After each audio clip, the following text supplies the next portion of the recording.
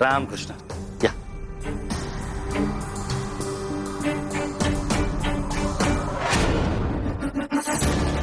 तू बाहेर कशी काय आलीस? कोणी सोडवलं तुला?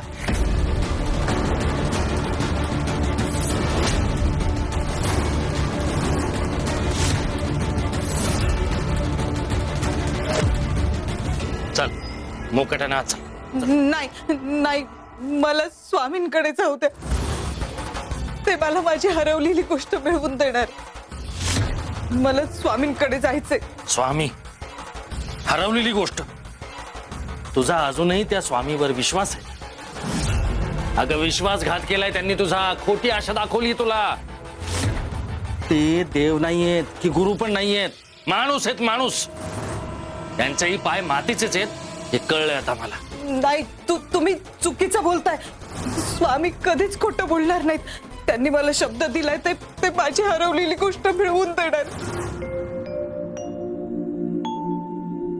आईने मुलांचं आयुष्य सावरायचं असतं, तिने चुकून चालत नाही.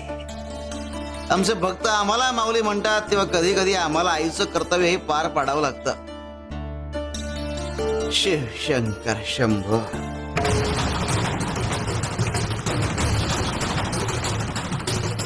विसरलास? काल शिकवलेलं विसरलास? आता शिकवलेलं विसरलास? असा होणारेस तू युवा कीर्तनकार? असा या हाताने तुला घडवतोय, तुझ्यावर इतकी मेहनत घेतोय आणि तू अशी चूक करणार आहेस? आता जर चुकलास तर याचा बळ पाठीवर उमटेल. आहे का इकडे? मला सोड मग. नर्मदा, आता जर ओरडलीस तर या काठीनं आधी तुला फोडून काढेल. हा, आणि एक सूर जरी चुकवलास ना, या छडीनं पाठ लाल करेन मी तुझी.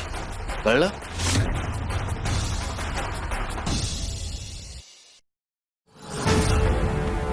शिकवणारा चुकीचा असला, शिकवण्याची पद्धतच चुकीची असली की शिकणारा चुकणारच. अरे शिकवण्याचा उद्देश सरस बनवणं नाही तर मुलांना घडवणं हा असला पाहिजे.